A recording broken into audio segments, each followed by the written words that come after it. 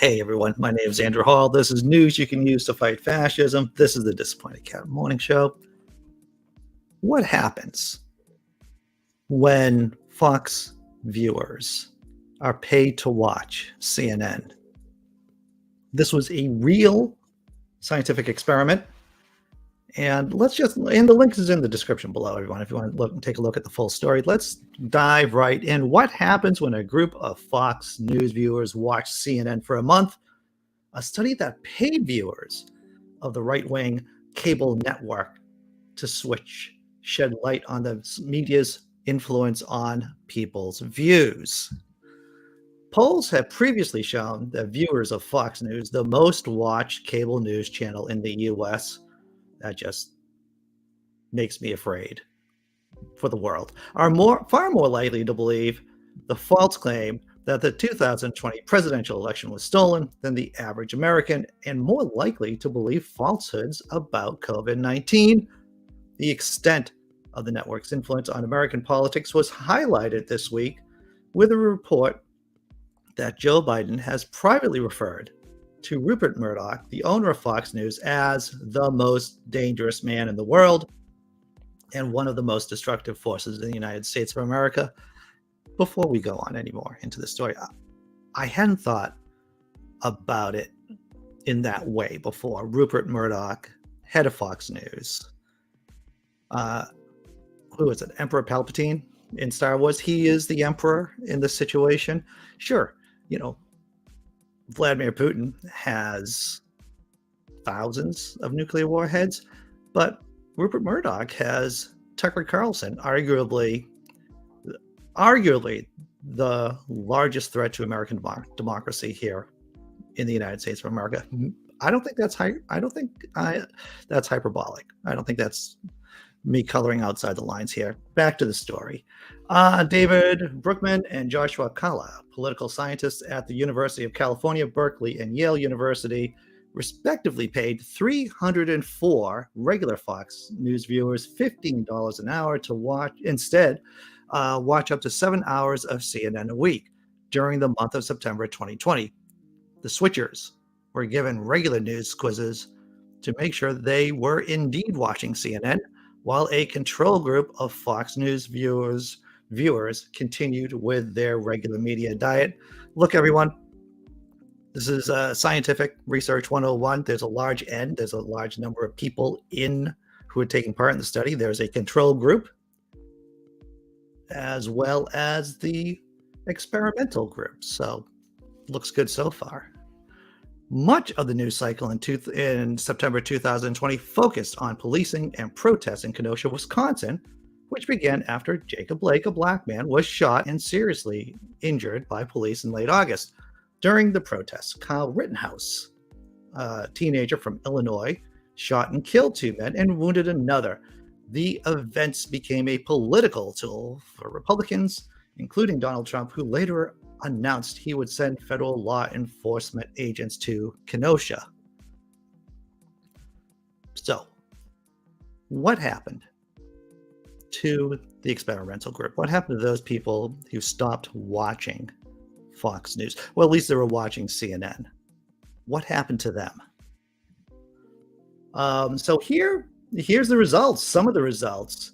Switchers were 5 percentage points more likely to believe that people suffer from long COVID, and 6 points more likely to believe that many foreign countries did a better job than the U.S. controlling the virus. They were 7 points more likely to support voting by mail. 7 points, everyone. That's pretty incredible. And they were 10 points less likely to believe that supporters of then candidate Joe Biden were happy when police officers got shot.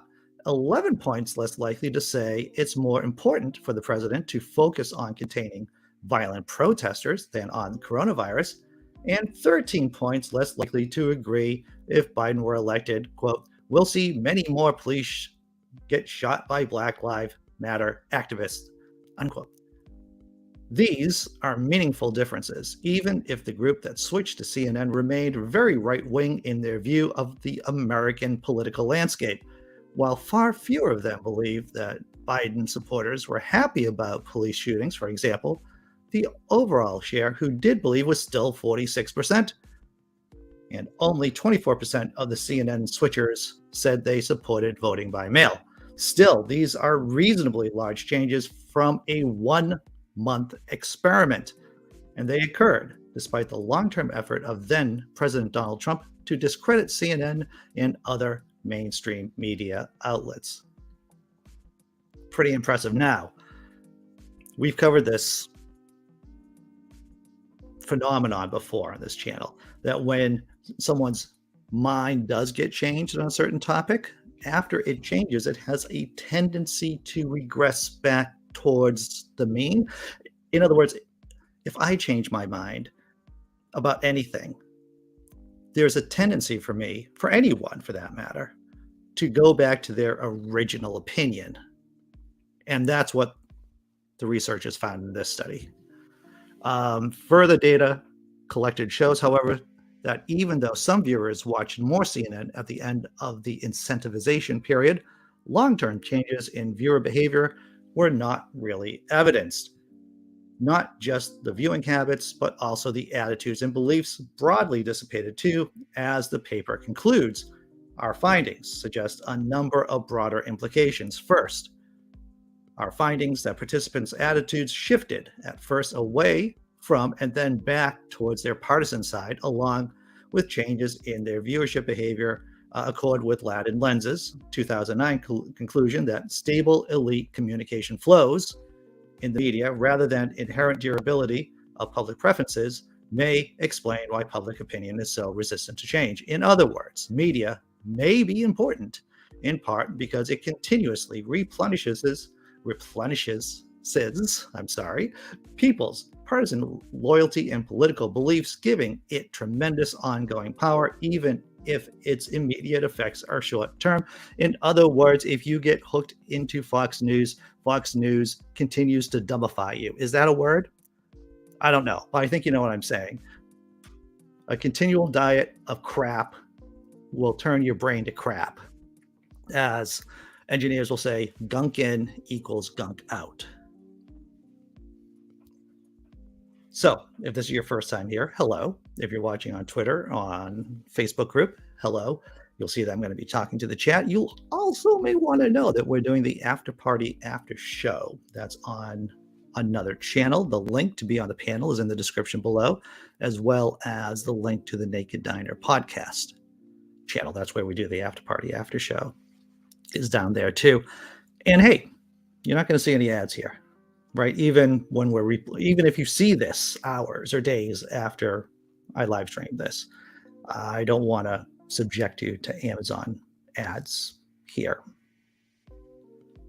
But what you can do, in case you're looking for a VPN, right? In case you are interested in internet, security, you can click on the link down in the description for NordVPN for no added cost to you. If you sign up, I get a little kickback, and that would be fantastic. All right, going to check out what's going on here in the chat and see stupid. Thank you, Big Zebra. Laughing in disbelief. Stupefaction is a word. Very nice. Very nice. Yes, DeVos, Pillow Man, Mike Lindell is at war with Fox News. They've had a falling out. I wanted to share with you this particular image right here. This is from my newest blog post over at Only Sky. It's a satirical bit about Kirk Cameron's newest movie. It's called Die Hard in Heaven. It's a funny little bit. Once again, the link is in the description. Well, the link isn't in the description. It's in one of the first comments up there in the chat. You might want to check it out. I think it's pretty funny. Last story. Night solar panels are able to generate enough energy to charge a phone, but how do they work? That's right. You have read that correctly. Your ears are not lying to you. Night solar panels, they are a thing.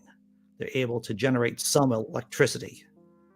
And the principle in which they operate in is that the heat that they absorb during the day, the panels emit at nighttime when the panels are warmer than the ambient air, that actually creates electricity. How about that? Let's see. In a statement posted on the University of California, Davis website last year, one of the scientists who developed the system explained, in these new devices, light is instead emitted and the current and voltage go in the opposite direction, but you still generate power. That's when the panels release the heat into the night air. The findings have been published in a research paper.